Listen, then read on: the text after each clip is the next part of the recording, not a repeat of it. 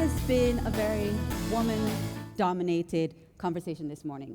Not that that's a bad thing. I actually find it to be a very nice thing.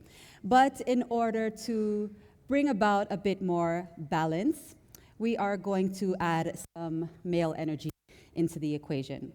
For our next panel discussion titled, From Ideas to Startups, the Young Innovators, it gives me great pleasure to welcome on stage Africa Business News' Alexander Leibner as he sits down with Gen Y and Gen Z business startups. Please join me on stage. He will be asking some questions. Is age just a number when it comes to starting businesses? From early stage investments to barriers of entry and bankable success, when is the right time? This panel also includes finalists from Forbes Africa's prized 30 under 30 list from East Africa. So let's make them all feel welcome and let's give them a round of applause.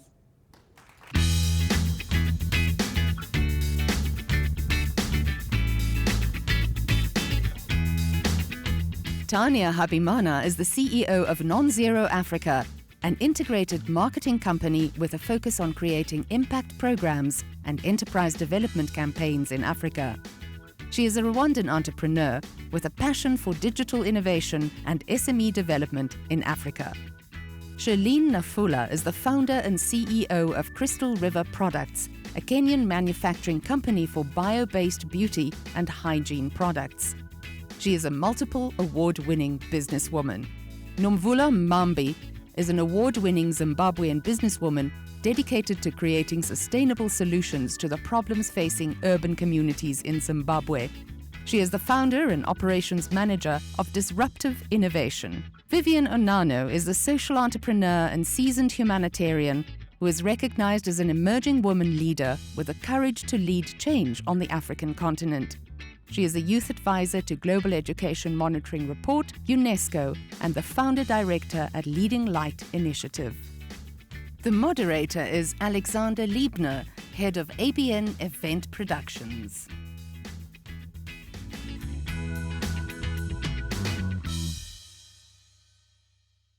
I'm already intimidated. Africa's young female entrepreneurs, startups, women of power from all over the continent. I mean, we've almost got every corner of the continent covered here. And you were talking about the under 30 meetup that we had earlier on this year. Also brought together some remarkable young Africans and also a continent that'll see an even younger and younger average come up over the next couple of years, which is on the one hand quite daunting, on the other hand quite exciting. But maybe to kick off, and we'll start off here on my left, what is it like starting and running a business as a young female entrepreneur in Africa? Wow, that's a big question. Ah. What is it like? I want to say, and I think that has to do with who I am as a person and how I've kind of led my life. The fact that I'm young, that I'm a woman, that I'm African, and let's say in a South African context, because my business is in South Africa, Black African. I've always seen these things as an advantage. I've always seen it as a way to stand out and to not be a part of the crowd, and I use it in all that I do. And so for me, it's actually a very exciting and empowering thing to be, and an empowering time to be at. Fantastic.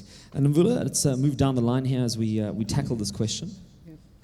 I think for me, it's always the element of surprise when you walk into a room and it's mostly male-dominated, and they're sort of expecting someone else to be following behind you, and actually you have to sort of stop and say, no, but wait a minute, I'm the founder of this business, it stops here.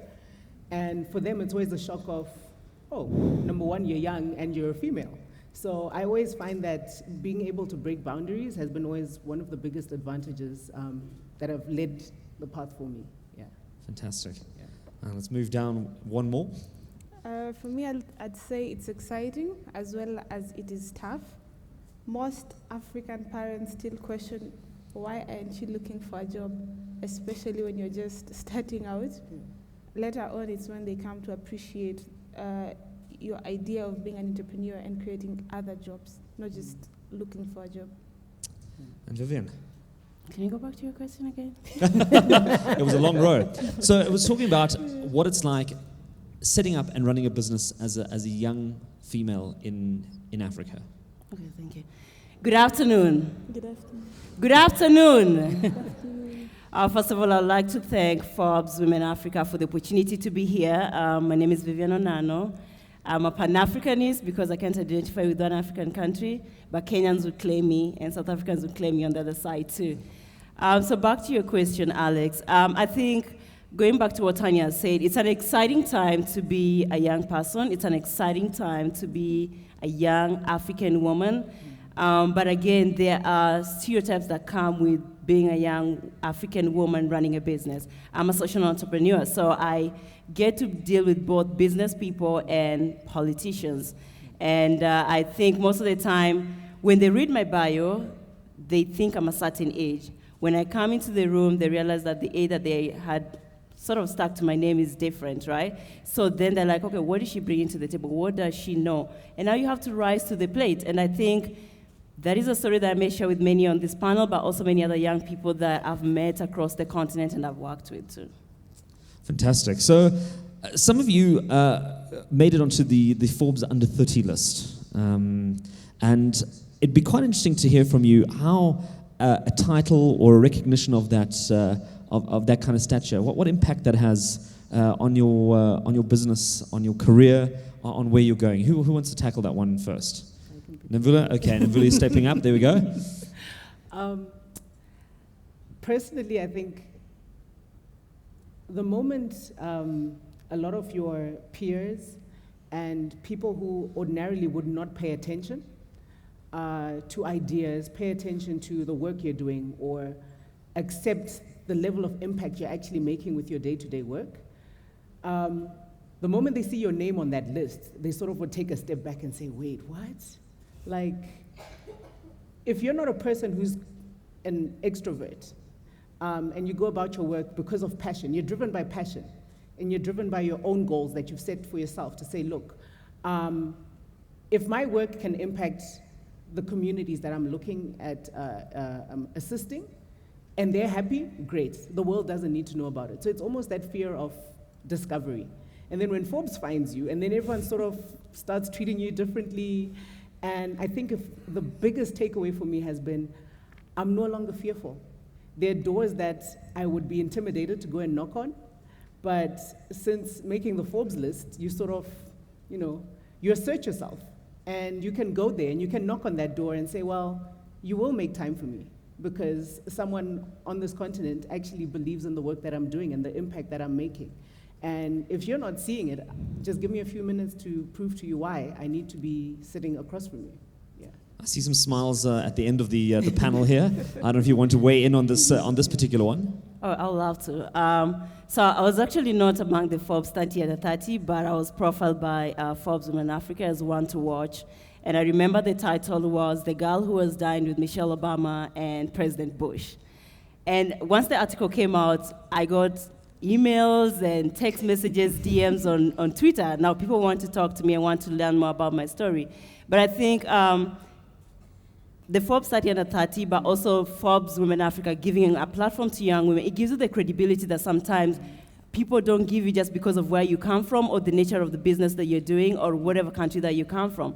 So I think it gives you a voice and it gives you a platform, but also makes you feel like you're part of the global village that sometimes you don't feel like you're connected to. So I think that is a plus from the Forbes team.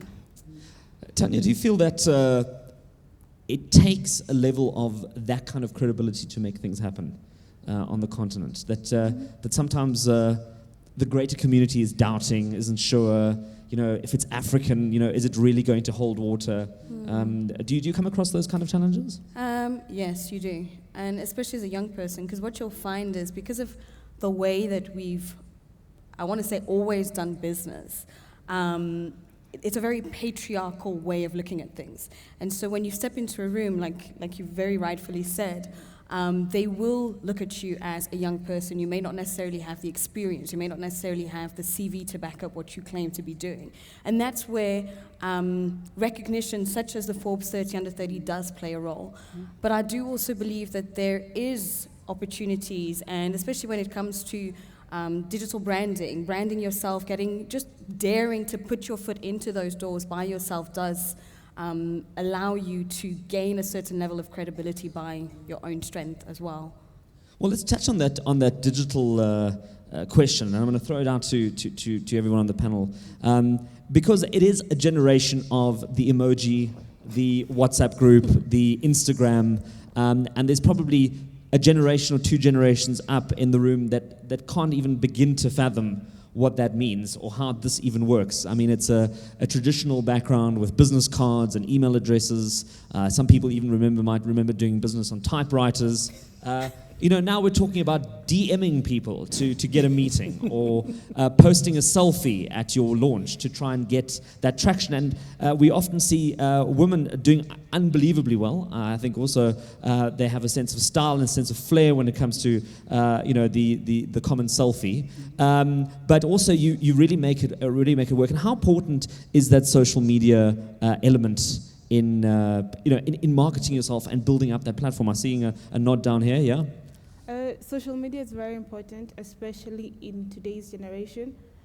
One day I got a call from Ankted, and they told me, we've gone through your profile. It looks very amazing. Kindly let us engage you further through your social media profile. In this day and age, it has come to a point where our social media profile, whether we like it or not, are kind of our resumes in most of the things and most of the opportunities we get. Social media has contributed to more than 80% of our business. That's amazing, 80%. More than And which 80%. particular social media platform do you use the most that really works for you? We use all social media platforms, from WhatsApp, Twitter, Instagram, Facebook. But we realized on WhatsApp it's very personalized. So if a client is ordering, regardless the huge amount of whatever it is they're ordering, if you DM them, they feel it's very personalized. They keep coming back. So you're doing a couple of $1,000 deals here on WhatsApp. That's unbelievable, actually unfathomable if you think about it. Nomvula, one of the conversation points that we've had a lot today, and what I felt was a bit of a trend, is that we're seeing young women not only going into business for profit, but there's also a very strong sense of social responsibility in those businesses. Is that something that is a generation Y, a generation Z? The editor and I were chatting earlier on, and we were talking about Generation Alpha, which is the new generation. This is the kids of the millennials. My goodness. I think we ran out of alphabets, so we had to start at A again. But is this something that's going to become more of a permanent feature rather than just sort of a flash in the pan? So personally, I became a social entrepreneur before it became super cool to be a social entrepreneur. And people didn't understand what it was. So you would go and say to someone, oh yes, I'm in marketing, but I'm a social entrepreneur. And we're all about impact, and we're about trying to make sure that we leave a sensible amount of impact on the communities we work with. And someone sort of turned their head and be like, we don't fully understand what that is. But I think over the years, it's evolved really, really quickly. I think a lot of people now are very conscious of the brands they want to engage with and the companies they want to engage with, and it comes back down again to the social media aspect as well. If someone's not happy with the way a certain brand or organization treats its employees or its customers, I mean, that can have a huge impact on their bottom line. So I think it now surpasses the Generation Y and the Generation Z aspect of things, because it's creating a more empathetic community where everyone is concerned about what's happening to people around them and the brands they associate themselves with, right down to your clothes and the type of food that you eat, the places you'll pick to go and eat. I think it's become something where a lot of young people want to be accountable. They want to be accountable for their actions. They want to be accountable for where they spend their money. So it definitely is something that it's no longer just about profit. People are definitely a lot more conscious as the years have gone by. Yeah. Just a thought, and I'm going to kick off with you, Vivian, again, and we're going to move our way here towards Tanya. What is it that young entrepreneurs want from the world? And when I say the world, we're talking about banks, we're talking about investors, we're talking about your clients, your suppliers. What would make your life easier, would make you move faster if the world could give you ... And I'd like you to just sort of complete that sentence. What is the gripe that you have that you think, if we could just sort this part out, we'd actually be moving at a much faster pace? Okay, that's a good question, but I'm not going to fill your ... that fast. So first of all, I think when you talk about entrepreneurs and social entrepreneurs, the first thing people are going to talk about is access to capital, infrastructure. But I think for me, what's very important is mentorship and network. And that's something that, as young people, we're still struggling to have the right kind of mentorship and the right kind of network, because it's the networks that's going to open the doors. It's the mentorship that's going to help you move to the next level. But then when it comes to also what do we need? We need to be listened to, period. We don't need a structured book that we are supposed to follow. The world is evolving so fast, and as young people, we keep innovating and trying to disrupt the status quo. So we cannot stick to a book. And that's why most of the time you hear young people are restless. Young people cannot be managed. That is not the reality. It's just that we are thinking pretty faster than the other generations used to think, and things are moving at a super fast rate than how things used to work before. So it's up to people to catch up with us, but we're not going to slow down. So we just need to be listened to, and we need the right kind of mentorship and the right kind of support network for us to grow, and also the right kind of platforms. Strong start there, Vivian. Let's move down the row. I'd say for me, we need financing to start, to scale, and to grow the businesses. Apart from financing, we also need a lot of information and knowledge, especially in Africa, where we are created to be job seekers instead of job creators. If we had a mind shift right from our education system, teaching young people to look for opportunities, to create opportunities, not just to work for someone else. We also need mentorship, as she said. I'd say we also need a lot of hand-holding along the way. When I started my business, I remember a particular aunt of mine told me, but everyone is making soap. A few days ago, she asked me, can you give me a job? That's the mentality we have in Kenya. After you receive, not just in Kenya, but on Africa, after you receive a number of awards, you realize that is when investors start showing interest. I'd really appreciate if investors showed interest in ideas, not just businesses that have already started. Because the period between idea generation to actually building a startup that can give you profits, it's a complicated process that some young people can easily give up on the way, yet they have ideas that they have the capacity to even change the globe. So I see the point of mentorship coming up quite strongly, and it's quite interesting that you both have mentioned that, because I think in the video you also realized that we had from the highlights from March 8th this year, how one of the ladies mentioned that we should have so many more younger women in the room. It's great having the businesswomen, the government leaders, the organizational heads, but it's really the 18, 16, maybe even 21-year-old woman who's ready to set out into the world, who needs that direction, that guidance, that support to make things happen. And it's fascinating that you've raised this again. Nomvula, on your end, what do you need from the world? I think institutions need to allow young entrepreneurs to pivot. Like we're saying, there's no set formula to entrepreneurship. It's not the way a lot of people fantasize it. And I feel the moment you sort of change your model or your formula, the system doesn't allow you to. It's almost like, oh, but wait a minute. Just now you were saying you're in events management, and now you're telling us you've, taken a turn. The system needs to pivot with the entrepreneurs. And I think being able to pivot allows that growth and allows you to make mistakes, but you fail forward. So a lot of times you'll find that good ideas and youths with a lot of potential get written off because they've chosen to pivot an idea. Now, you're talking about pivoting. Let's just quickly jump in there. Are we talking about young people who are kind of going through different opportunities and finding the one that's right for them? Or are we talking about the millennial term of the side hustle, where I am an events manager, but I also run this really cool bonsai online sales business, and I'm also really big into catering. So I'm running a couple of portfolios. This is not the same thing. Not the same thing.